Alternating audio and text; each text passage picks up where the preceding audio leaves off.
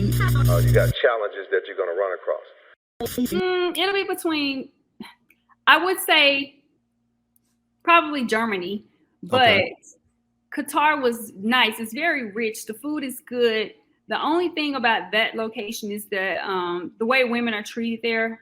It's getting better, but you know, it's the treatment. Like I wouldn't. They'll probably have me in jail somewhere because I couldn't do. Right. I can't say I couldn't, but I wouldn't want to live that type of life. So I would probably say Germany.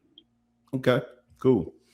I got a few questions I want to ask you that I put together, and these are kind of, you know, mental toughness type questions, and you know, answer them to the best of your ability here. Okay, it's not like a hot seat, so I'm not running the time up on you, but you know, just give us your best answer here. So, what would be the first thing keeping people from creating the future that they deserve, in your opinion? What do you think is the thing that's keeping people from having the future that they want, to seeing the things that they want? What's getting in the way? Probably fear of failure. Okay. Fear of failure, and for me too. A lot, you know, I had that mindset. You have to really sacrifice and do things differently when you want to have a better life. Like, you have to change. And when you're used to doing something and you're comfortable, but you know that you want more, the only thing that's keeping you from going forward is fear of failure or lack of confidence. And it's subjective. It's different with different people. So I would say the biggest part is fear of failure, but some people too, it's like your situation, right? It could be financial. And again, that's fear of failure. So you think like, oh, I can't go because I'm going to get to this place. I'm not going to be able to find a job. All that is failure. So there's so many subcategories that could correlate to it. But the ultimate one is fear of failure. You're nervous about it. You like to be in this comfort zone.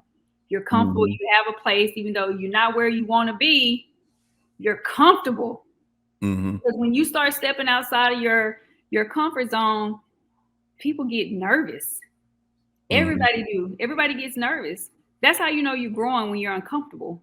So that would be my opinion. All right. Next thing. What mindset shift did you have that made you want to help people create, you know, success, wealth, you know, better mental health? What mindset shift did you have to make you want to help people to do that?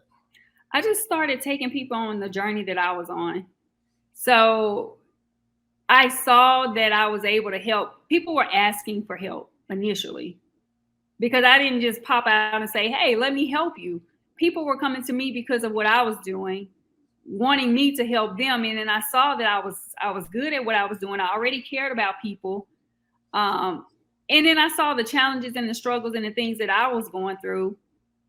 I wanted to be better, and I had the strength to push to be better. But I see some people, they don't have that same courage and strength. So my just genuine care for people and wanting to at least allow people to have a voice.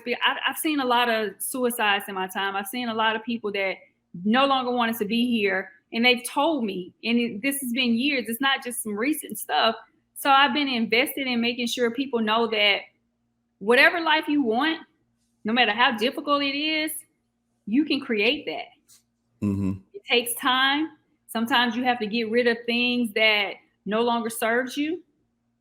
But that was the main thing that made me want to just really help people, and me seeing the changes that I was making in people's lives, that pours into me. And it's no longer about me. When I see that I've impacted somebody else's life, that empowers me to keep going, no matter how scared I am. Okay. So when I picture this, when you say people were coming to you, you know, I picture you doing a lot of training. Now, I don't know if they were coming to you on the military base, or were people after your workout come to you say, well, you know, what do you think about this? Can you help me with this? I mean, how did that, because it sounded like some mental stuff was going on with these people. Why do you think they came to you? So people were coming to me initially because I was competing and doing shows, and my body was transitioning, and they were seeing me, So I started helping them to lose weight. That's what they didn't know me from a can of paint. They didn't know if I was somebody that could help their mental. We just developed relationships from those training sessions or whatever that grew into me wanting to tap into more about what they had going on. So, like I said, initially they came from me. That's where it started. This whole journey, I came in just wanting to lose a piece of my stomach and say, I just want to get fine. And being a part of this challenge has transformed my life.